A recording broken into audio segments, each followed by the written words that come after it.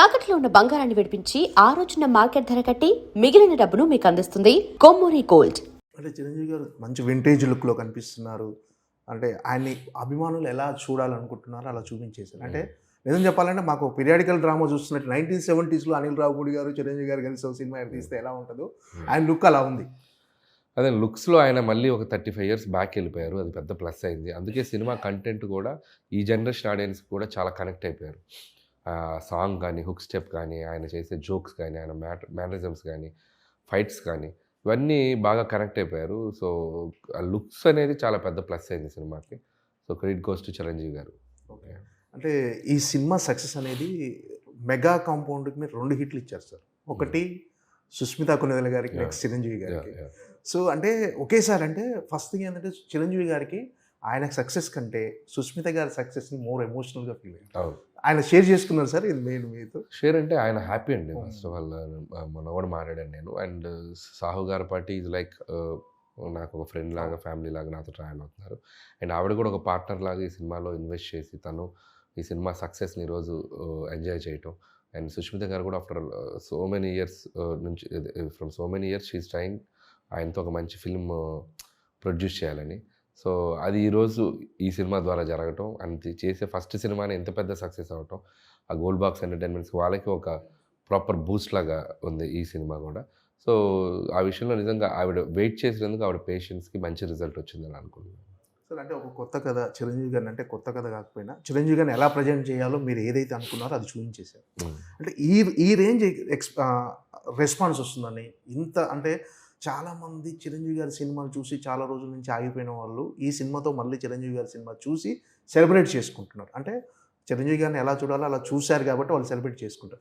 అంటే ఈ range success expect చేశారా సార్, ఇంత అప్లాజ్ వస్తుందని? అంటే ఫస్ట్ మేము సినిమా చూసినప్పుడు మాకు ఆ ఫీలింగ్ అయితే వచ్చిందండి. సినిమా రిజల్ట్ ఎంత పెద్ద హిట్ అవుతుంది పక్కన పెడితే, ఈ సినిమా చూశాక చిరంజీవి గారిని మాత్రం గట్టిగా సెలబ్రేట్ చేసుకుంటారనేది అనిపించింది. టు బీ హానెస్ట్ అనిపించింది, టీం అందరికీ అనిపించింది.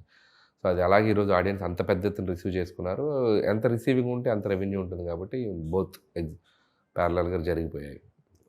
అంటే ఈ సక్సెస్ అనేది అంటే సక్సెస్లో వచ్చిన అందరూ మిమ్మల్ని హిట్ మిషన్ ఇవన్నీ చాలా అంటే ఇవన్నీ ఇలా పిలవటం అనేది మీలో బాధ్యత పెంచింది అనుకుంటున్నారా, కొంత బరువుగా ఫీల్ అంటే బాధ్యత కంటే కూడా ఇంకాస్త ఎనర్జీ బూస్ట్ అవుతుంది. ఇంకా ఏదైనా బెటర్గా చేయాలి, ఇంకా బాగా చేయాలి, దీని తర్వాత ఎలాంటి సినిమా చేయాలి అని చెప్పి ఇంకొద్దిగా కిక్ వస్తుంది. So success always gives that energy. So దాన్ని మనం ప్రాపర్గా యూటిలైజ్ చేసుకుంటే will be in that same track. So అదే ఆ ప్రాసెస్లోనే ఉన్నాను. సో ప్రతిదీ మైండ్లోకి తీసుకోవాలి, ఎంతవరకు తీసుకోవాలి అంతవరకు తీసుకోవాలి. అండ్ నువ్వే తోపు అని అనుకోకూడదు. సో ఆల్వేస్ నన్ను నేను క్రిటిసైజ్ చేసుకుంటూ అనలైజ్ చేసుకుంటా, 1-4 సార్లు క్రాస్ చెక్ చేసుకుంటాను. సో కరెక్ట్గా ఆలోచిస్తున్నాను, కరెక్ట్గా వెళ్తున్నాను, ఇంత నా మీద నాకే ఒక పెద్ద అనాలిసిస్ జరుగుతూ ఉంటుంది. సో ఆ సెల్ఫ్ అనాలిసిస్ ఉన్నప్పుడు డెఫినెట్లీ ఈ సో కాల్డ్ అవి వచ్చినప్పుడు ఆ టైంకి హ్యాపీ ఫీల్ అయ్యి వదిలేసి ముందుకు వెళ్ళటమే. సో ఇమీడియట్గా సినిమాతో పాటు వాటికి డిటాచ్ అయిపోయి మళ్ళీ నెక్స్ట్ సబ్జెక్ట్ స్టార్ట్ చేయడం. అంటే సార్ అంటే మీరు ప్రతి సినిమాకు కూడా అంటే ఒక బ్లాక్ బస్టర్ వచ్చిన తర్వాత కూడా నెక్స్ట్ ఈ సినిమాకు అంతే కష్టపడుతున్నారు. అంటే అది నాకు తెలిసి వదిలేస్తున్నారు మీరు ప్రతి సినిమా తొలి సినిమా లాగానే అదే అంతే. ముందు సినిమా అదే డిటాచ్ చేస్తాను. నాకు ముందు సినిమా రిలీజ్ 2వ రోజుకి డిటాచ్ అయిపోతాను. ఇంకా తర్వాత ఆ సినిమాని ఎలా ముందుకు తీసుకెళ్లాలనేది పబ్లిసిటీ ప్రమోషన్స్లో ఉంటాను. అది అయిపోయాక రేపు మండే తోటి ఇక స్లోగా కంప్లీట్ డిటాచ్ అయిపోతూ నెక్స్ట్ మా కథ ఏంటి, ఆ గోల్ ఏంటి, మళ్ళీ ఫ్రెష్గా స్టార్ట్ చేయాలి, మళ్ళీ ఫ్రెష్ జర్నీ, ఈసారి ఇంకేం చేయాలి అనేది అలా వెళ్ళిపోతూ ఉంటాం. అదే సక్సెస్ మన మైండ్లో హ్యాంగ్ ఓవర్ ఉంటే మన డెసిషన్ మేకింగ్ కానీ మన స్టోరీ సెలెక్షన్ కానీ it will effect. So that's why ఎంత డిటాచ్ అయితే ముందు సినిమాకి మనం అంత బాగా పనిచేయాలి. అంటే చిరంజీవి గారు అవకాశం ఇచ్చారు, చిరంజీవి గారితో సినిమా అనగానే అలా తీయాలి ఇలా తీయాలని చాలా ఇమాజినేషన్ ఉంటుంది సార్. కానీ దాన్ని కంట్రోల్ చేస్తూ అంటే ఎలా చూపించాలో అంతవరకే చూపిస్తూ, ఎంత కామెడీ చేయాలో అంతే కామెడీ చేస్తూ, నిజంగా ఒక రకంగా ఈ సినిమా కత్తి మీద సాము లాంటిది. ఒక రకంగా చిరంజీవి గారితో కొంచెం శృతి మించినా కూడా చిరంజీవి గారితో ఇలా చేయించాడని ఒక విమర్శలు కూడా వచ్చాయి సార్. కానీ ఎక్కడ కూడా బ్యాలెన్స్ తప్పకుండా ఎలా కుదిరింది సార్ అసలు? అంటే ప్రతిసారి మిమ్మల్ని మీరు అనలైజ్ చేసుకునే వాళ్ళ ఇది చిరంజీవి గారికి ఎలా అంటే రైటింగ్ అలా ఉన్నప్పుడు తప్పు జరిగే అవకాశం లేదండి. ఎందుకంటే రైటింగే మనం ఆ పరిధిలో రాసాం. డైలాగ్స్ కానీ సిచ్యువేషన్స్ కానీ అన్నీ కరెక్ట్గా కొలతల మీద మీటర్ మీద ఉన్నాయి. సో ఆయన గ్రేట్ ఆర్టిస్ట్. సో ఎక్కడ ఏది ఉందో అది దాన్ని పట్టుకొని చేసేయగలంత సత్తా ఉన్న యాక్టర్ ఆయన. సో ఈ సినిమా మీటర్ ఇది, ఈ సినిమా లెవెల్ ఇది, ఈ సినిమా ఇంతే ఉండాలి, ఈ సినిమాకి ఇలాగే రాసుకున్నాడు ఇతను, ఇదే మనం డెలివరీ చేయాలి అని చెప్పి ఆయన ఆ కథను బట్టే అర్థం చేసుకున్నారండి. సో ఆ స్లోగా ఇద్దరి మధ్య ఆ ఫ్రీక్వెన్సీ మ్యాచ్ అయ్యేసరికి ఇంకా బెటర్ అవుట్‌పుట్ రాగలిగింది. So, clearly the writing itself ఆ లిమిటెడ్‌గా ఎంత కావాలో అంత కరెక్ట్‌గా రాసుకున్నాం కాబట్టి, ఆ స్క్రిప్ట్‌లో కూడా అలాగే కంటిన్యూ అయింది సినిమాలో.